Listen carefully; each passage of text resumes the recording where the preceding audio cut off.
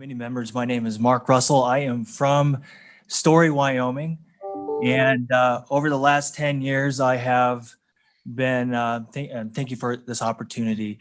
Over the last 10 years, I've had the opportunity to work with politicians running for office. One of my passions is to train and equip politicians to be effective in running their campaigns.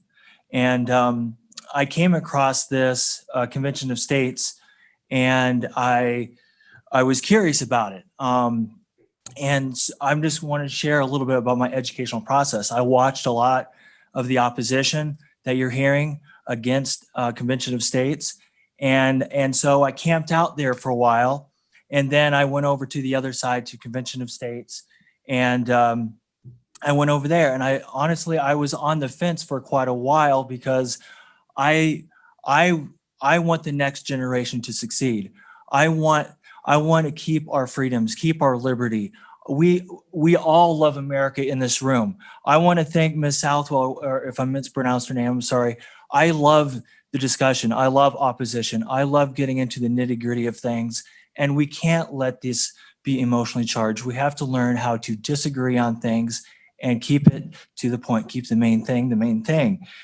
The thing I want to take a different route as what I plan to talk about today, and that is that one of the things that I looked at when it comes to my decision to support Convention of States is that I just looked and saw, okay, so who's supporting Convention of States?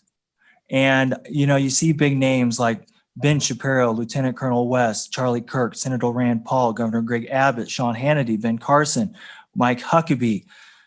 And then getting into the point of, well, how do we assure the people that we elect are going to do the right thing? Well, that comes to the great people like Morton Blackwell, who started Leadership Institute, who is going to equip candidates to be effective in office. And so the thing is, I know even the opposition that we all can agree on, we need fiscal restraints on the federal government, restraints on federal power, term limits on the, federal officials. And I've studied a lot of the Constitution. I don't want to get into the mechanics of that, but this has been a big learning endeavor for myself. And there's just plenty there. I just don't see how someone could say I'm for the Constitution, but yet speak against the Constitution in the same breath.